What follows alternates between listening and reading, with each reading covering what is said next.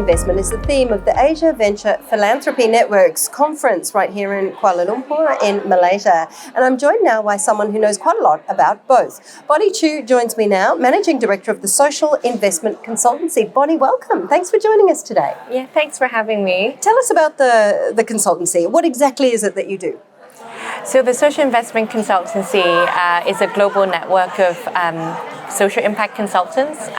So we advise foundations, investors on how they can measure social impact. That often comes up as a challenge for organizations to deploy capital in this space, to really understand how they measure it, how to track progress. And we also advise on diversity, equity, and inclusion, as well as impact investing strategies. So moving beyond just deploying philanthropy, but to blended forms of capital and returnable and innovative finance. So you said some really key themes there. Blended finance is one very interesting topic here at the conference that we're hearing quite a lot about.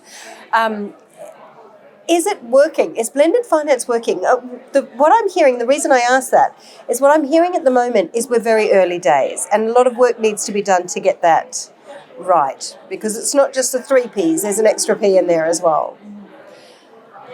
Well, it's always a bit early to say whether something is working, right? But I do think there are signs that more needs to happen. I mean, we are working a lot on the Sustainable Development Goals. So we are supporting companies and investors to adopt the Sustainable Development Goal SDG impact standards that the UN has launched a few years back. And when you look at the Sustainable Development Goals, the amount of capital that's needed to achieve that is very significant.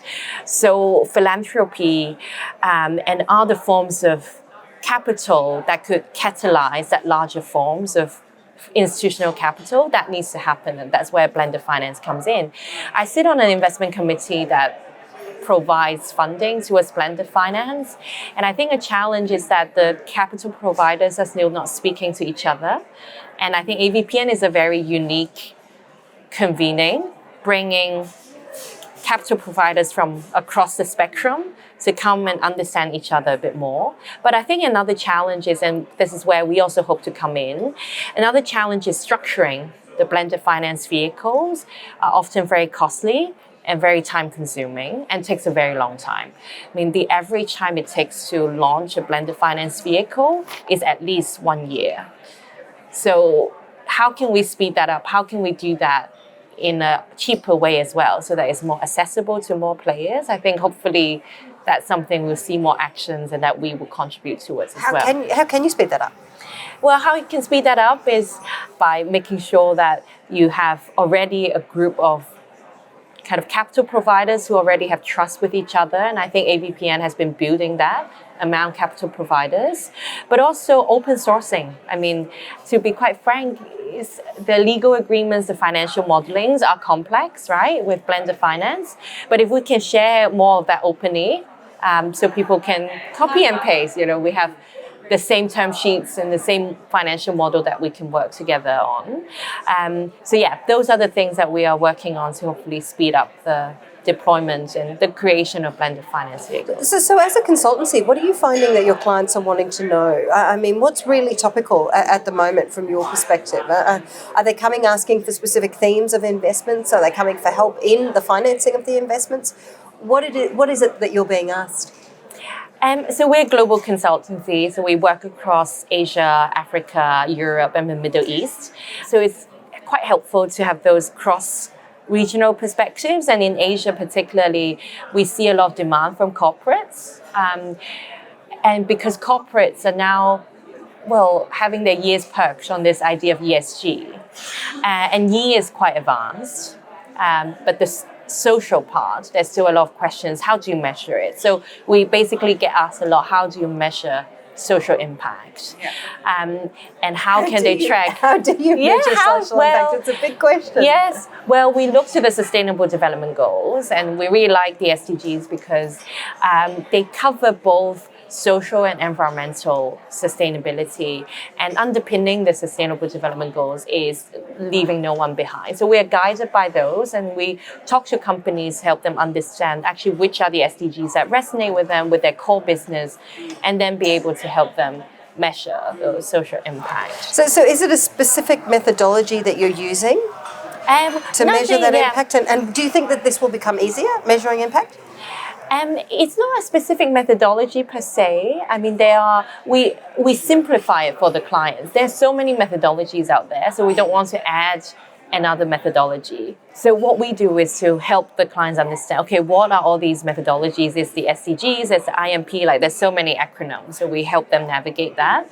And then we find what works best for them. But what we do have a methodology on is how you engage stakeholders meaningfully. Like we don't believe you can measure social impact in a boardroom. You really need to go out there, and even in a conference, right? You really need to be embedded in the change that you're seeking, have community voices really driving the kind of impact that you are going to measure. So that's what we have a methodology on, to really help organizations kind of embed that process within their organization. But ultimately it's not rocket science. It's really going out to the field and asking questions, building the relationship with your community, and then find what's material. So this idea of materiality, I think, is quite core to measuring social impact. Traditionally, companies look at materiality as what is material to their bottom line. Yeah. Okay, so is it climate change that's going to affect me having less money? But what we tell them is measuring social impact needs to be two-way. It needs to be this idea of double materiality. So not just what is material to your bottom line, but also what you do as a company that's material to society. Are you polluting the rivers? You know, it might be good for your bottom line, but it's not good for community. And as a company, you need to measure both sides. So that is kind of stretching what companies define as social impact. It's not just the intended positive social impact that they're trying to drive. It's reduce negative. Yeah, but it's also unintended, sometimes negative impact that they need to incorporate. Yeah. So this idea of net zero, if you apply that to social sustainability, it's also net positive impact that we want to see companies, foundations, investors have on people. And Bonnie, what sort of response are you getting to companies? I mean, when they're coming to you saying we need some help, obviously they recognise that there's a problem that they need to fix. But when you're saying there are these issues that you need to fix, there are these steps that you need to take, there's this money you need to spend in order to get this job done right, what's the response? Are you getting hesitant sort of reactions? Are you getting companies saying jumping in both feet first? Yeah, well, we don't push through a closed door. Like we only push through open door, because otherwise I think it's quite draining for us. We're passionate about our jobs, and we need to find energy in the work, and we don't want to be rubber stamping impact. We've been around for 15 years. We've done rubber stamping of impact before, so we don't need to do that anymore, because there's a real sense of urgency of making things happen. So we are working with companies that already get it, that already understand the importance of embedding social impact, social and sustainability into their core business. So, and we need to see that from the top. We need to see the authenticity, and once we see that, then it's not about the costs, and it's more about culture change. And we really make sure as a consultancy, people think of consultancies, people producing reports, having like fancy frameworks, PowerPoints. But actually what is most important is training the staff and enabling the broader base of the company to really understand why this needs to happen and why we need to shift beyond the traditional way of doing business. Yeah, absolutely. All right. Bonnie, it's been a pleasure to have you with us today. Thank you so much for joining us. Thank you. Bonnie Chiu with us right here on the APAC Network.